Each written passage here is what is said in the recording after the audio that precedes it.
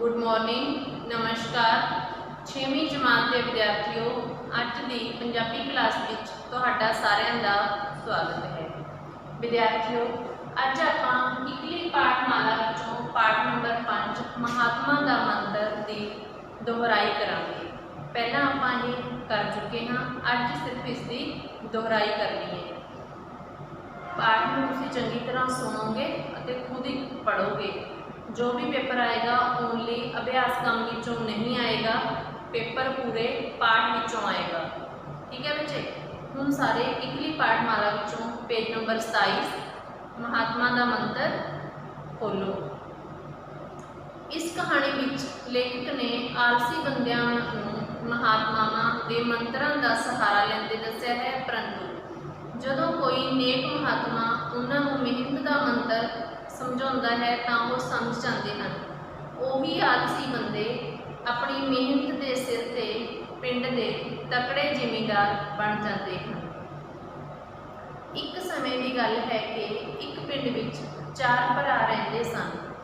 उन्हां कोल बहुत सारी जमीन सी, पर उस जमीन उत्ते कोई फसल नहीं हुंदी सी। वो अपनी जमीन छड्ड के इधर उधर मेहनत मजदूरी करके अपना अपना परिवार पालते सन। उन्हां दा गुजारा औखे होके ही चलता सी। एक दिन उन्हां नूं पता लगा कि उन्हां दे पिंड विच एक रब नूं पहुंचा होया महात्मा आया होया है। वह महात्मा बहुत करने वाला है। वह सारियां दियां मुरादां पूरियां करता है। वो चारे भरा भी उस महात्मा कोल जाके पहुँचे। उन्होंने महात्मा नूं कहा, महाराज तुसी बहुत करने वाले हो, साडे उत्ते किरपा करो, कोई मंत्र मार के साडी जमीन नूं भी उपजाऊ बना दे। महात्मा ने कहा, भगतो तुसी चारों भरा मैनूं कुछ दिन काम करके विखाओ, तुहानूं पूरी मजदूरी अते रोटी पानी मिलेगा।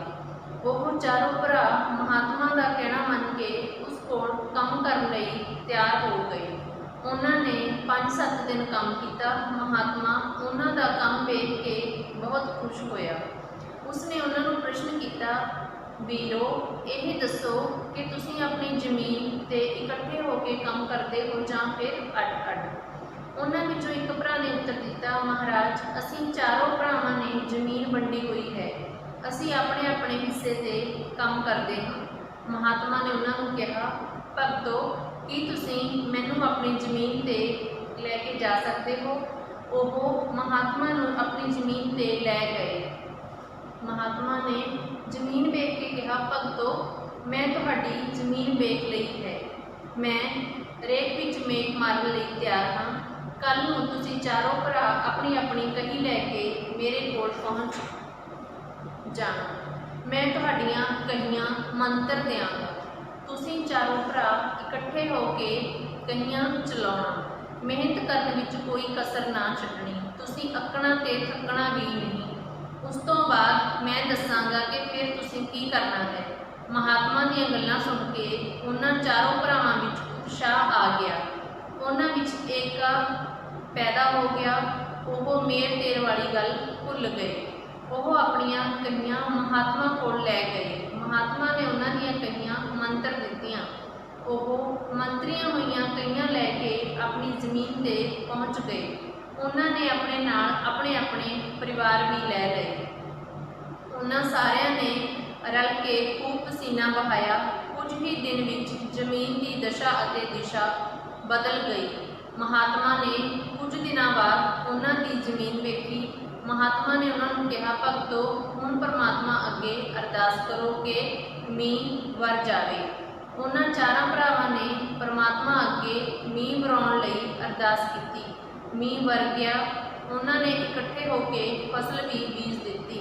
सारी जमीन थोड़े समय बाद फसल नाल नक्को नक भर गई। वो चारे भरा जमीन अते फसल वेख के बहुत खुश होए। उन्होंने महात्मा के चरनी लग के कहा, महाराज तुहाडे मंत्र ने साडी जिंदगी बदल दी है, साडी जमीन उपजाऊ हो गई है। महात्मा ने उन्होंने चारों भरावां नूं कहा, भगतो मैं कोई मंत्र नहीं मारिया, ये तो तुहाडी मेहनत के मंत्र हैं। ਜਿਨ੍ਹਾਂ ਨੇ ਇਹ ਕ੍ਰਿਸ਼ਮਾ ਕੀਤਾ ਹੈ, ਪਹਿਲਾਂ ਤੁਸੀਂ ਅੱਡ-ਅੱਡ ਹੋ ਕੇ ਮਿਹਨਤ ਕਰਦੇ ਸੀ, ਹੁਣ ਤੁਸੀਂ ਇਕੱਠੇ ਹੋ ਕੇ ਮਿਹਨਤ ਕਰਨ ਲੱਗ ਪਏ ਹੋ। ਇਸ ਤਰ੍ਹਾਂ ਹੀ ਮਿਹਨਤ ਕਰਦੇ ਰਹੋ, ਪਰਮਾਤਮਾ ਤੁਹਾਡੀ ਸਹਾਇਤਾ ਕਰੇਗਾ। ਉਹਨਾਂ ਚਾਰਾਂ ਭਰਾਵਾਂ ਨੂੰ ਮਹਾਤਮਾ ਦੀ ਗੱਲ ਸਮਝ ਆ ਗਈ। ਉਸ ਦਿਨ ਤੋਂ ਉਹ ਰਲ ਕੇ ਹੋਰ ਮਿਹਨਤ ਕਰਨ ਲੱਗੇ। ਕੁਝ ਹੀ ਸਾਲਾਂ ਵਿੱਚ ਉਹ ਮਿਹਨਤ ਸਦਕਾ ਪਿੰਡ ਦੇ ਤਕੜੇ ਜ਼ਿਮੀਂਦਾਰ ਅਖਵਾਉਣ ਲੱਗੇ। ਸੱਚ ਹੀ ਕਹਿੰਦੇ ਹਨ, ਮਿਹਨਤ ਸਫਲਤਾ ਦੀ ਕੁੰਜੀ ਹੈ। ਵਿਦਿਆਰਥੀਓ, ਇਸ ਪਾਠ ਨੂੰ ਤੁਸੀਂ ਇੱਕ ਵਾਰ ਫਿਰ ਪੜ੍ਹੋਗੇ। ਇਹ ਪਾਠ ਤੁਹਾਨੂੰ ਚੰਗਾ ਵੀ ਲੱਗਿਆ ਹੋਵੇਗਾ, ਕਿਉਂਕਿ ਦੇਖੋ ਮਿਹਨਤ ਕਰਕੇ ਕੁਝ ਵੀ ਹਾਸਲ ਕਰ ਸਕਦੇ ਹਾਂ। ਔਖੇ ਸ਼ਬਦਾਂ ਦੇ ਅਰਥ: ਮੁਰਾਦਾਂ, ਉਮੀਦਾਂ, ਆਸਾਂ। ਕਈਆਂ ਦੇ ਵਿੱਚੋਂ ਇਰੇਜ਼ ਹੋਏ ਹੋਏ ਨੇ ਉਹਨਾਂ ਨੂੰ, ਜਿਸ ਤਰ੍ਹਾਂ ਮੁਰਾਦਾਂ ਉਹਦਾ ਉਮੀਦਾਂ ਲਿਖ ਲਓ। ਕਰਨੇ ਵਾਲੇ, ਸਭ ਦੇ ਕੰਮ ਕਰ ਦੇਣ ਵਾਲੇ। ਅੱਡ-ਅੱਡ, ਵੱਖ-ਵੱਖ ਜਾਂ ਅਲੱਗ-ਅਲੱਗ, ਜੇ ਤੁਸੀਂ ਡਿਫਰੈਂਟ ਕਹਿੰਦੇ ਹੋ ਇੰਗਲਿਸ਼ 'ਚ। ਹਰੇਕ ਵਿੱਚ ਮੇਖ ਮਾਰਨੀ, ਕਿਸੇ ਦੀ ਕਿਸਮਤ ਨੂੰ ਚਮਕਾਉਣਾ।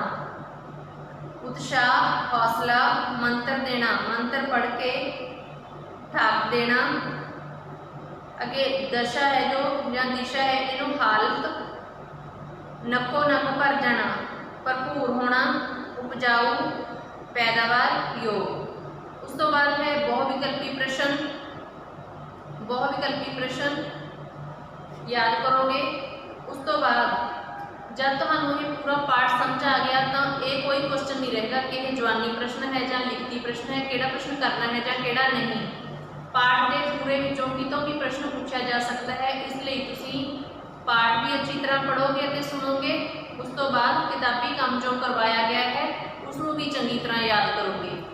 उम्मीद करते विद्यार्थियों, अज ही असी पिछली क्लास विच भी करते आए हाँ। देखो हर एक अर्जी का लिखण का ढंग इक्को जिहा ही हुंदा है। देखो सब विच पहला सेवा विखे आएगा ही आएगा, उस तो बाद श्रीमती प्रिंसीपल जी, उस तो बाद स्कूल का नाम लिखोगे, फिर तुहाडे शहर का नाम। इधरली साइड श्रीमती जी, यह सब विच कॉमन है, ये सारे विच लिखना ही लिखना है।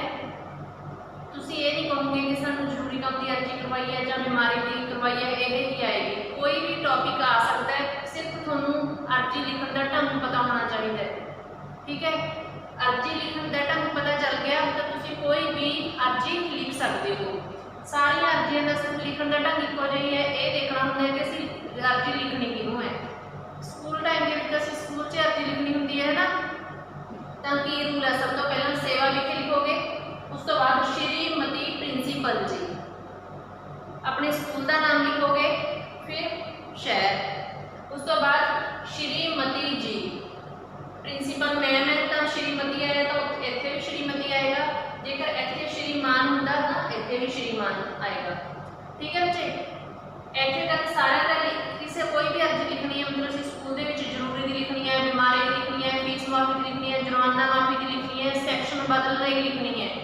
सारिया अर्जियां का उपरला हिस्सा अते हेठला हिस्सा इक्को जिहा ही होएगा। जो सी विच वाला भाग है वो अपने अपने विषय के अकॉर्डिंग लिखा जाता है। जिवें असीं जरूरी काम की अर्जी लिखनी है, बीमारी की लिखनी है, फीस माफी की लिखनी है, सैक्शन बदलने की, उपर वाला हिस्सा सबको समझ आ गया।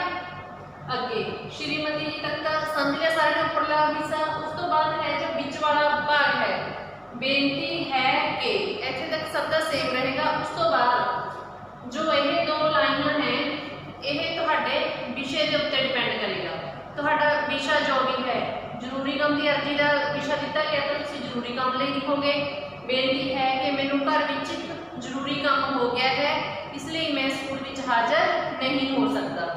जेकर बीमारी नहीं है, बेनती है कि मैनूं रात को बुखार हो रहा है, इसलिए मैं स्कूल विच हाज़र नहीं हो सकता। ठीक है, जिस तरह जेकर फीस माफी दी है तो तुसीं फीस माफी लिखोगे। बेनती है कि मैं जो भी है तुहाडी क्लास है उस क्लास का विद्यार्थी हाँ। और लड़कियां भी जो विद्यार्थी लिख देंगे तो कोई दिक्कत नहीं है, नहीं कि मैडम असीं की लिखिए नंबर कटेगा, नहीं, नंबर नहीं कटूंगी, तुसीं अपने अकॉर्डिंग लिख सकते हो। उस तो बाद मेरे पिताजी दुकानदार हैं, उन्होंने आमदन बहुत घट है, साडे परिवार का